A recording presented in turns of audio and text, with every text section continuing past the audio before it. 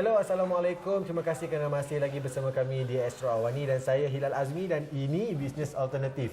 Untuk hari ini kita akan membincangkan bagaimana eksplorasi makanan tambahan ataupun adding makanan-makanan tambahan yang berupa macam vitamin C ataupun pil-pil yang mungkin diambil untuk memudahkan atau menambah tenaga. Dan bersama saya hari ini ialah Encik Muhammad Fadli Abdul Hamid, iaitu penasihat pemakanan yang akan berkongsi kepada kita tentang peluang bisnes yang ada dalam industri ini. Terima kasih kerana sudi bersama kami di Bisnes Alternatif. Sama-sama. Okey, Cik Fadli, sekarang ni kita nak cerita sikit. Macam mana sekarang ni keadaan pasaran di Malaysia tentang makanan tambahan ni? Makanan tambahan, pemakanan tambahan untuk kesihatan nampaknya di Malaysia dari segi kadar penggunaan industri nampaknya semakin meningkat. Dan kalau kita tengok di dalam surat khabar dan majalah-majalah tempatan, kita dapati makin ramailah yang memberi sambutan dan banyak syarikat-syarikat yang dah mengiklankan produk-produk keluaran mereka, khususnya makanan tambahan. Industri makanan tambahan. Okey, baik.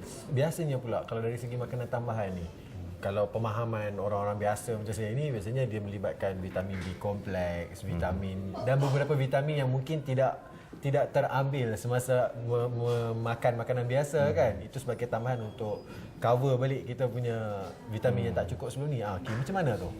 Dia dari segi definisi makanan tambahan ni adalah makanan yang kita kata selain daripada makanan asas yang kita ambil.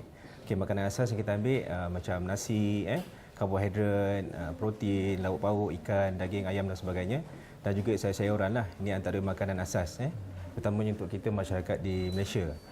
Dan bila kita definisikan kepada makanan tambahan ni, dia adalah macam makanan yang berunsur dari segi vitamin, minerals, dan juga acid, certain acid, amino acid, acid lemak, dan juga makanan-makanan berserat yang lain lah. Baik. Okay. Dari segi kepentingan dia pula. So kepentingan macam makanan asas ni, sebenarnya makanan asas ni makanan yang utama, yang macam saya cakap tadi, nasi, lauk pauk dan sebagainya.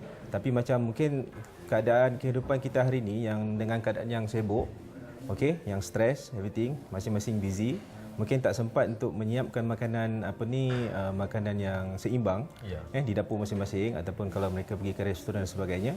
Jadi kemungkinan besar pemakanan tambahan ni macam vitamin, minerals tambahan ni boleh membantu untuk meningkatkan tahap kesihatan individu. Okey, selain pada menambah tahap kesihatan lah kan. Mungkin juga ada orang cakap ini untuk menambah tenaga. Kononnya untuk bagi kita momentum kerja kita tu sentiasa sepanjang hari. Okey, itu macam mana pula? Dia bergantung kepada jenis makanan tambahan yang kita ambil. Contohnya macam ini saya bagi contoh. Seperti kalau macam minyak ikan, okey, contohnya minyak ikan yang biasa kita dapat di pasaran adalah seperti omega 3 dan sebagainya. So dia lebih kepada untuk penjagaan jantung, supaya sistem pengaliran darah di jantung lebih lancar, mengurangkan kadar kolesterol dan sebagainya. Jadi ada certain makanan tambahan, okey, yang mengandungi certain vitamin yang lebih tinggi, vitamin B kompleks dan sebagainya. Kemungkinan besar dia akan dapat meningkatkan kecergasan masing-masing individu, okey, dan boleh menghalang daripada terkena jangkitan ataupun bila stres susah sikit nak kena penyakit-penyakit.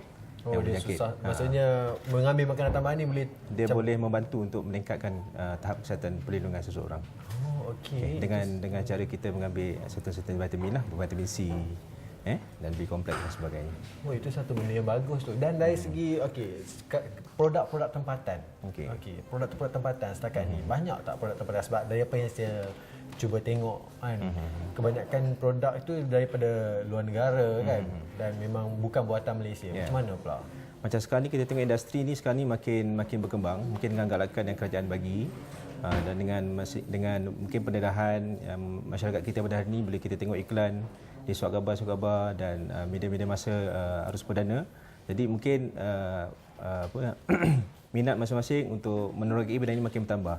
Dan kalau kita tengok percambahan company-company atau syarikat-syarikat yang menjalankan perniagaan industri pemakanan tambahan ni agak meningkatlah.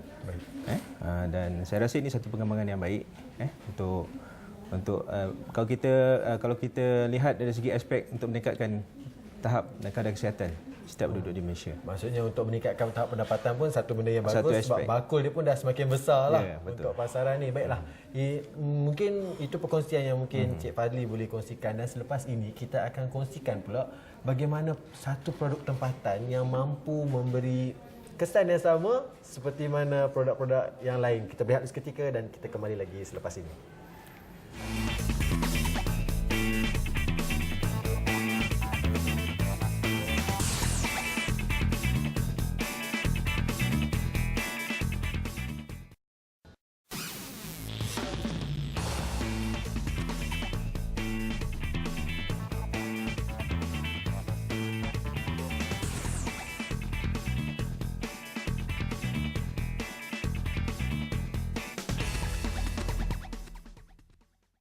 Masih lagi bersama saya Hilal Azmi dalam Bisnes Alternatif untuk eksplorasi makanan tambahan. Dan tadi kita bersama dengan Encik Nur Fadli, dan sekarang ni bersama dengan Ustaz Haji Nur Effendi Al-Hafiz, iaitu salah seorang usahawan tempatan yang mengusahakan tentang makanan tambahan di Malaysia. Ya Ustaz, sekarang ni Ustaz, kalau kita tengok dekat Malaysia, apa yang mungkin kehendak pengguna untuk makanan tambahan kat Malaysia ni?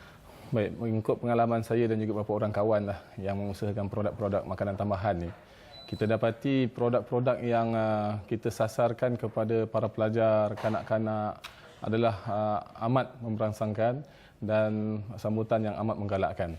Kerana mungkin setiap ibu bapa menginginkan anak-anaknya berjaya dalam pelajaran dan juga dalam ketaatan pada ibu bapa. Dan perkara ini mengikut testimoni dan juga mengikut kajian kami yang menjalankan produk sebegini, kami dapati memang makanan tambahan memberi galakan dan juga memberi dorongan dan juga memberi impact yang sangat bagus kepada para pelajar, yang mana pelajar-pelajar yang sebelum ini pelajaran mereka tidak baik ataupun kurang bagus, apabila mereka menggunakan produk-produk yang membantu minda mereka, maka pelajaran mereka semakin meningkat. Bahkan akhlak mereka dan ketaatan mereka pada orang tua pun semakin bagus. Mungkin kerana itulah produk yang berkaitan dengan minda, berkaitan dengan pelajar-pelajar amat menggalakkan di Malaysia ni. Oh, maksudnya dekat sini apa yang boleh Ustaz kongsikan tadi tu maksud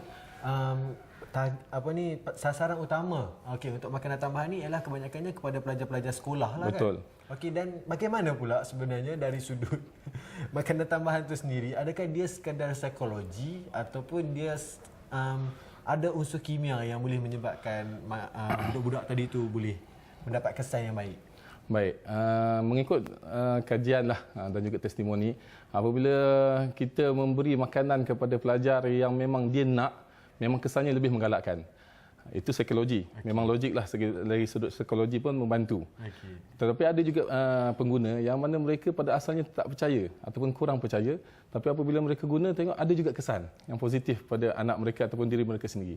Bermakna di dalam produk dan sesuatu produk yang diusahakan juga sebenarnya ada kesan daripada bahan-bahan yang digunakan.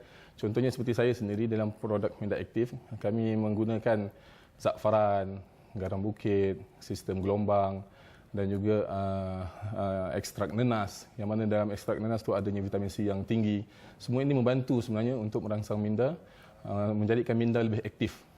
Kan itu kalau contohnya produk saya memberi nama minda aktif kerana dia mengaktifkan minda. Baiklah, dari segi penggunaan bahan pula, nak dibandingkan dengan produk-produk ataupun produk-produk yang luar negara kan, mereka lebih banyak menggunakan bahan-bahan kimia. Betul. Kan. Macam kita di Malaysia, biasanya usahawan kat sini dia guna macam mana? Adakah produk-produk yang mungkin boleh didapati di sini, macam contoh tadi tu menggunakan nenas? Betul. Macam mana tu? Boleh kongsikan? Baik, sebenarnya setiap tempat ni Allah SWT dah jadikan dia punya penawar dia sendiri. Contohnya madu di Malaysia, madu Malaysia untuk kegunaan rakyat Malaysia lebih sesuai berbanding kita guna madu luar negara. Begitu juga bahan-bahan sebegini yang dijadikan makanan tambahan dan sebagainya. Sebenarnya tumbuh-tumbuhan dan juga herba yang Allah SWT jadikan di Malaysia ni lebih sesuai untuk pengguna-pengguna di kawasan Malaysia dan juga di sekitarnya seperti Singapura, Brunei, Indonesia dan sebagainya.